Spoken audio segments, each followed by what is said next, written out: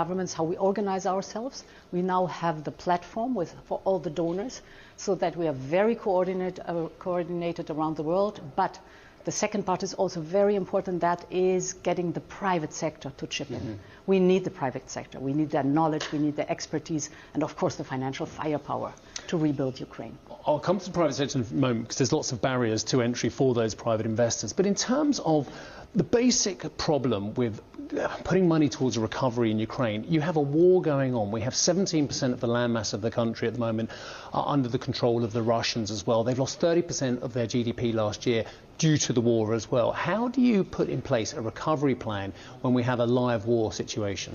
Yeah, on one hand, we make sure that there is financial stability to Ukraine itself, the government, so that they can pay, for example, the salaries or the pensions, or the teachers, have the hospitals running. On the other hand, we have started already with repair intensively.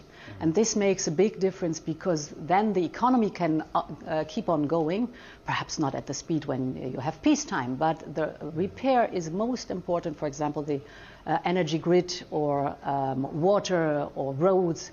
And this we do while the war is going on, and it is successful.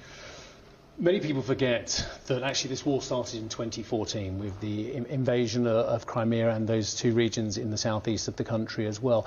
Do you fear, though, that this conflict could remain frozen or actually a live conflict for another 9 years? This is a very important question because we are very clear. We do not want only a ceasefire and a frozen conflict then in regions of Ukraine, because these regions will be always fragile. No investment will go there. And the conflict could anytime flare up again, as we've learned since 2014. So it has to be a real peace, a just peace, and a lasting peace. Look, and there is another issue going on which we can touch upon, but it's the potential friction between China and the EU, China and the United States. But do you see China having a role in meaningful peace talks between Russia and Ukraine? Absolutely. China is a permanent member of the Security Council of the United Nations, and this comes with responsibility. And China has influence on Russia. So we expect China to use this influence to convince Russia to sit down at a negotiation table.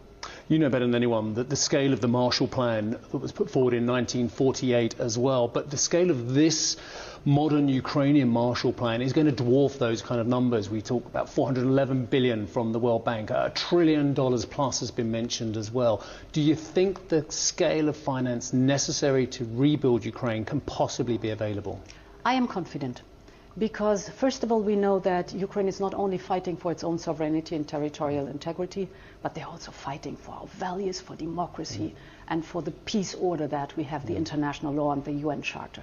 This is very important. And then, if everybody chips in, so these are many, many countries in the world that support Ukraine, and we have the private sector, I'm deeply convinced it's doable. Frau von der Leyen, you know very, very well the problems that Ukraine has socially, in terms of corruption, in terms of institution building, in terms of judicial laws, in terms of media as well. Vitaly Klitschko once said to me back in 2014, it's the most corrupt nation on the planet. That's why I've come back to clean it up, or to help clean up as well. Very important that Ukraine cleans itself up as well in order to A, get its funds, and B, perhaps move along that accession process. Yes, absolutely, because, for example, the private sector will never invest if there's not confidence and trust and reliability of the country.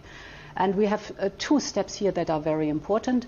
The first one is, as the Ukraine wants to be a member of the European Union, we have a very strict reform program that they have to undergo. They have to apply these reforms.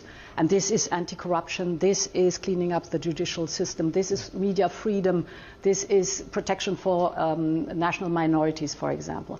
And then the second element is that in our donors platform, where all the investment, the money flows in, we have a principle that is reform and investment. So there needs to be the reforms for anti-corruption, and Ukraine is doing well. We are tracking these reforms today. We are giving an oral report as European Commission on the progress, and 2 steps they have already fulfilled, and the other 5 steps, there's some and good progress. So reform comes with investment. Progress on 2 out of 7, but in terms of meaningful accession, we're talking over a decade from here, aren't we? It depends on Ukraine. So there is no strict time limit, but it is the quality of the process. It's a merits-based process. And if Ukraine keeps up this speed, I'm confident that we can be fast.